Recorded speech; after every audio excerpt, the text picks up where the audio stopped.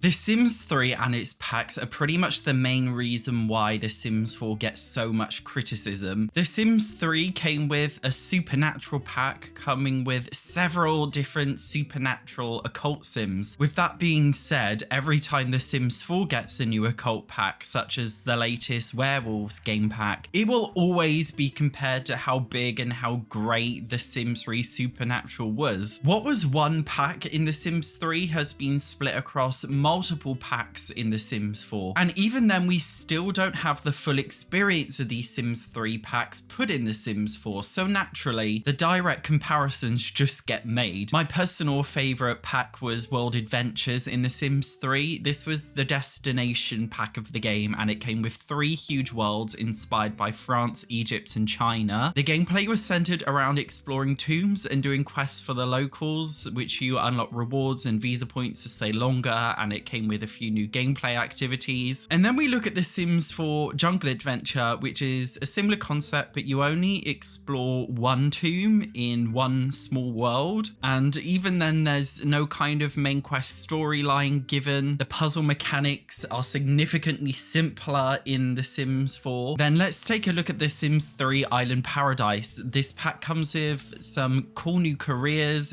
such as being a lifeguard, which is a live career. It comes with underwater scuba diving, a fantastic hotel management system. The Sims 3 Island Living comes with none of these things. In fact, it's basically just a stripped down, more primitive version of Island Paradise 2. Now, granted, Sims 3 packs were not perfect at all. Island Paradise was in fact a great example of this. This was known as the buggiest Sims 3 pack, and this was all caused by houseboats, by the way, a literal boat that functions as a house that you could sail on in the world. You can actually get this pack to function perfectly fine by deleting certain NPCs and all of the houseboats apart from your own. Once done, the pack works perfectly fine. Although no Sims 3 player could deny that the game did slowly deteriorate over time. I recently tried to play the Sims 3 Firefighter career on my channel from the Ambitions pack, and it totally bugged out and didn't work at all. With that being said, is The Sims 4 better from the perspective of pack quality and bugs, glitches, and issues? Absolutely not. In fact, The Sims 4 is worse. These days, many players, including myself, often experience constant crashes, though my game is just frozen, so we may have crashed. Oh no.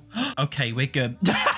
We're good. Oh no, The Sims 4 crash. Well, that's lovely. In the Sims 3 era, this seemed to happen after the game received way too many packs and updates, more than it could handle, and interestingly, the same kind of thing is happening to The Sims 4. The Sims 3 actually warns you to only play with just one pack at a time in order to avoid issues. I wonder if the same thing will happen eventually with The Sims 4. Although the main focus of this video is the packs themselves and the content that they offer, and why potentially Sims 3 packs are better than Sims 4 ones, but also potentially not. Let's take The Sims 3 Late Night, for example. This is a city pack that also comes with vampires, that also comes with celebrities, that also comes with butlers, that also came with bands, that also came with group outings. The Sims 3 Generations, a family-oriented pack that comes with parenting, gameplay for toddlers, gameplay for kids, gameplay for teens, tree houses. The Sims 3 Pets, which came with multiple different pets. Despite being slightly more expensive than Sims 4 packs, no reasonable person could deny that Sims 3 packs were significantly more fleshed out and much better value for money. Although I do give The Sims 4 some credit, as its DLC often goes into certain areas a lot deeper than The Sims 3 ever did. Take celebrities and vampires, for example. In The Sims 3, you could become a movie star, but this was a rabbit hole career. In The Sims 4, acting is a live career, and celebrities and vampires alike have a kind of skill tree system of encouraging to use certain actions to gain experience points, and then these can unlock you new abilities or celebrity perks. Although sometimes I think The Sims 4 goes into depths in ways that it doesn't necessarily need to and doesn't benefit the player, but more so acts as a way to justify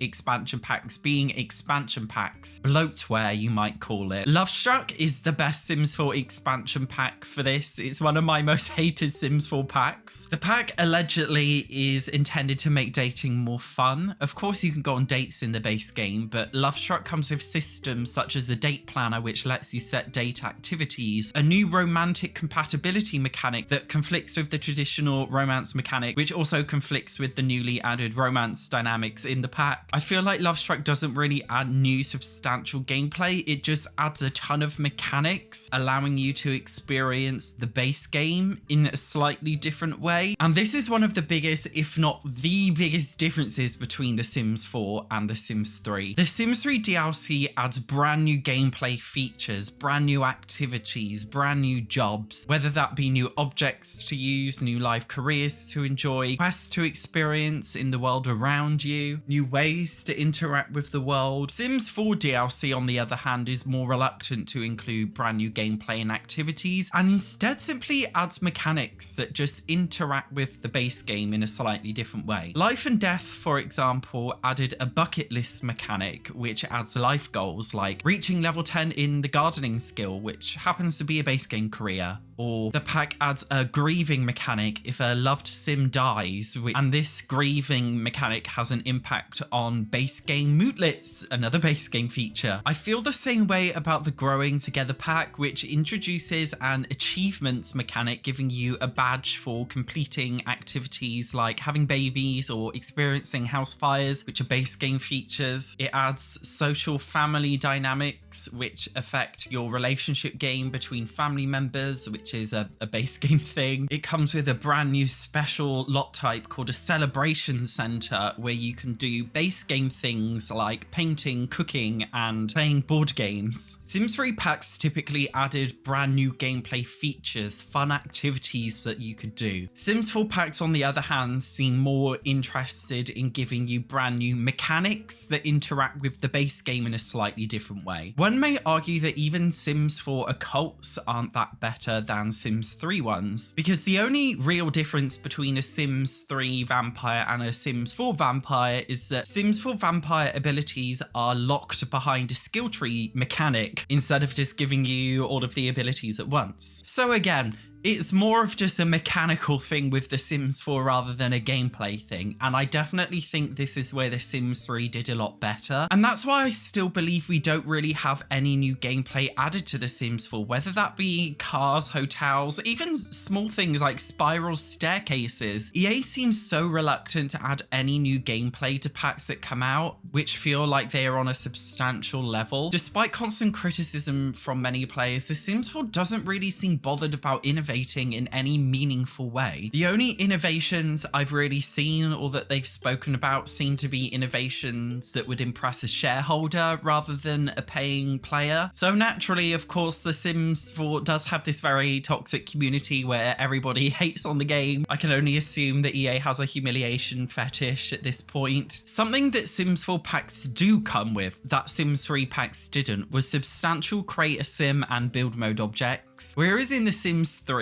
gameplay was put first, but create a sim and build mode was more an afterthought. In The Sims 4, it's the opposite. Create a sim and build mode is seemingly put first and gameplay seems to be an afterthought. Sims 4 packs come with a huge amount of customization compared to The Sims 3. It seems like they're getting better at object and clothing meshes too with every single pack. Building is definitely one thing I personally truly enjoy about The Sims 4. It quite literally is the best building simulator in the world, and despite the cost of all the packs, there is a lot of variety in them to build any kind of house you want or dress in any kind of style you want. The Sims 3 obviously has better customization in other ways, such as the create style tool and color wheels. In The Sims 4, if you want a brand new kitchen counter set, you have to buy a new pack for one, whereas in The Sims 3, if you want a new kitchen counter, you can just place the base game kitchen counter and change a few of the different base game styles around in order to match what you want. So you might argue that The Sims 3 came with everything you needed in the base game thanks to the create style tool. Although I personally prefer The Sims 4 approach. I really hated the create style tool. It's way too laggy and complicated and long-winded. I think The Sims 2 had the best object customization because you could change, for example, a bed frame and a duvet separately that you can't in The Sims 4. So when it comes to building and character customization, I will say Sims 4 packs are significantly better better. So are Sims 3 packs actually better than The Sims 4? From a gameplay perspective, I would say yes, significantly better by a mile. But from a create a sim and build mode perspective, I'd say no, The Sims 4 feels a little bit better. In fact, significantly better than The Sims 3. From a bugs and glitches perspective, I would say they're on pretty much the same level. And the reason why I think it's important to separate these things as different categories is because everybody plays The Sims in a different way. If you are just a builder or like a character customizer, then 100%, of course you're going to prefer The Sims 4. Even if you are a gameplay person, you might just prefer the aesthetics of The Sims 4 and maybe money is no object for you, so you don't mind buying the packs. I think we all have different reasons why we prefer one game or the other. I personally can see both with a touch of criticism. The Sims 3 certainly wasn't perfect. It definitely had a lot of flaws, and I think The Sims has always been pretty flawed. Every single Sims game has been a little bit buggy really and not very well optimized. I guess it's a very complex simulation that they've got to do, so it comes with a lot of complex issues. So in my opinion, Sims 3 gameplay was a lot better, but I can also appreciate that The Sims 4 does have some redeeming qualities. My perfect Sims game would be the humor from The Sims 1, the lore and storylines from The Sims 2, the incredibly in-depth packs from The Sims 3, and The Sims 4's art style. If we had those all merged into one, I think we could get a really great Sims 5. Not like The Sims 5 is ever coming. If you'd like to know more about The Sims 3 and its packs and some of my favorites, I will pop a link to The Sims 3 World Adventures, which is my favorite pack ever for The Sims 3, and I did a 3-part series with this one. Thank you very much for watching. I will see you in the next video.